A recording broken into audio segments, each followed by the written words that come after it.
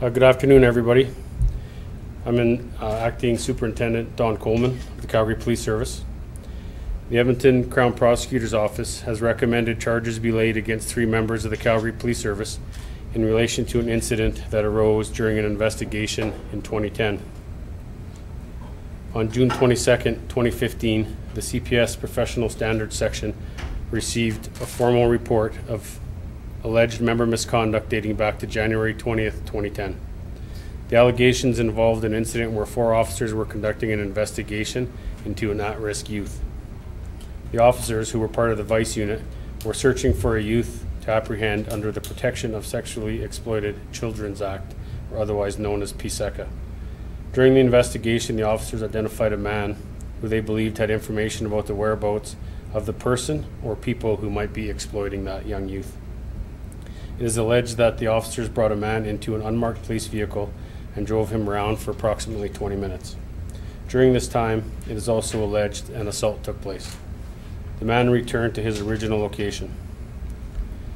During the course of the PSS investigation, it was discovered that the man died several months after the incident, and his death is not believed to be suspicious nor connected to this incident. The man never filed a complaint against the officers prior to his death. The alleged incident was reported by a former member of the CPS who was with the 3 subject officers at the time of the incident. The PSS investigation was forwarded to the Edmonton Crown Prosecutor for review and recommendation. Today, Wednesday, August 30th, 2017, the 3 officers have been charged. Detective Regan Hosick, an 18-year member of the CPS, has been charged with kidnapping. Sergeant Mark Schwartz, a 16-year member of the service, and Detective Paul Rubner, a 25-year member of the service, have both been charged with kidnapping and assault. The officers have been placed on administrative leave for 7 days, at which time their status will then be reviewed. And I'll answer any questions that I can. Obviously, pretty disappointing charges or development for the CPS. Absolutely. This is, maybe elaborate, I mean, this is something you don't expect from your officers? Well, what we expect from our officers is the dedication and commitment that these 3 have shown for upwards of 60 years of public service. The investigation puts forward a set of circumstances that was reviewed by the Edmonton Crown, which meets in their eyes the threshold for charges. It's not convictions, it's charges. So these are allegations, and then we'll see and support the process once the matter goes before the courts. You guys are giving a pretty firm message of support behind these officers in both the press conference and what you just said now. Obviously, CPS conducted a PSS, their own investigation, and you guys didn't see any misconduct. Like, it sounds like you guys are standing firmly behind their actions right now. Yeah, we are supporting the officers, but we also supported the process by conducting the investigation and putting the matter before independent Crown. And like I said earlier, that Crown believes it's met the threshold for charges, so that's what's happened. But that doesn't preclude support for our officers. And I know these officers personally. I've worked around them, and they're excellent officers and incredible people, and they really have served the public well and are some of the most dedicated and committed people you'll ever want to meet.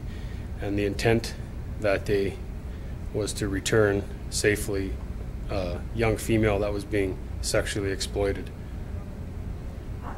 What kind of difficulties does it raise when, like you mentioned, the alleged victim in this case has passed away, was never were they ever interviewed? Like, how much?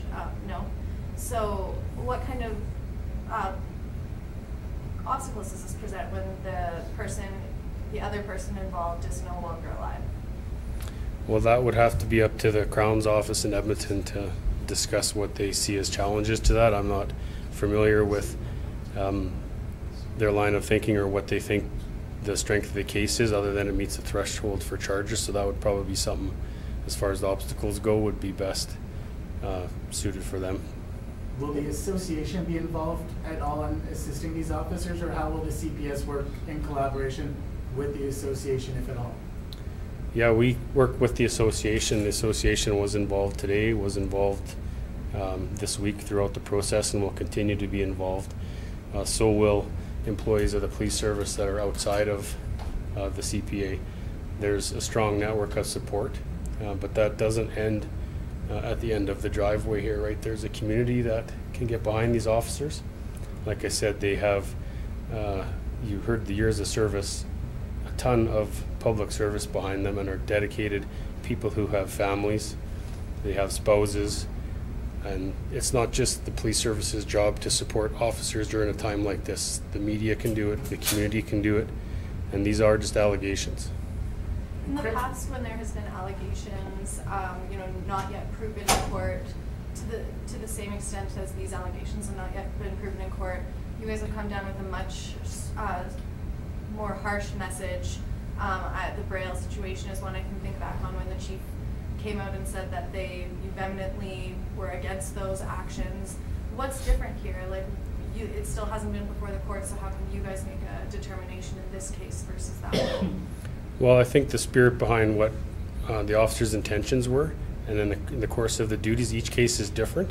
I think there's some things that clearly appear egregious in nature, and some maybe not so much. So it's our role as an organization to support the process and support transparency, which is what we've done, but it doesn't preclude us from supporting our officers along the way. But why this case versus one like that, I think where it still hasn't been proven either? Each case is measured on its own merit. If I've got the story straight, there was an officer present who then didn't report the incident until he retired. Is that correct? What? I believe it was some time after his resignation, and if you're going to ask about his motivation to report it, only he would know that. I don't know what his motivation would be. Is there any known like fallout between him and the other officers that he's alleging committed this crime? No, I don't believe the resignation was in relation to this incident, as it was several years prior. But as to his actual motivation, I don't know what that is. What do we know about the person these officers are accused of assaulting with kidnapping? Do you have any information on who he was, or? Well, obviously we know who he was, but we wouldn't speak to details around that.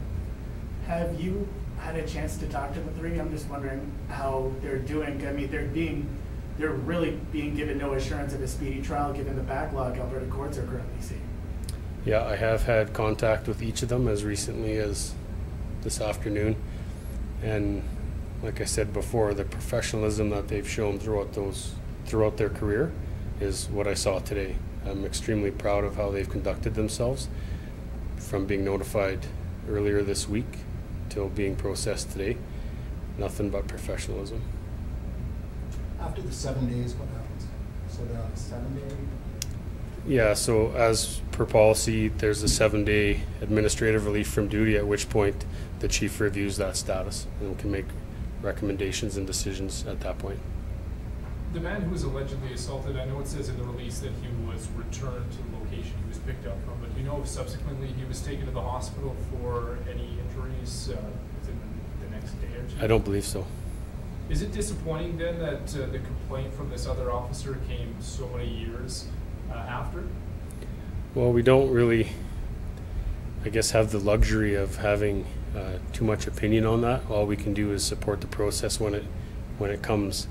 The complaints come, and we do our part in investigating that and putting that information forward in an independent manner is really our expectation, and it's the same expectation of the community.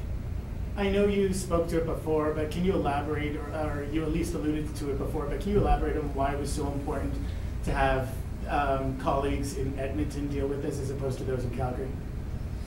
Well, that's just part of standard procedure for internal matters, to have independent eyes look at that sort of thing.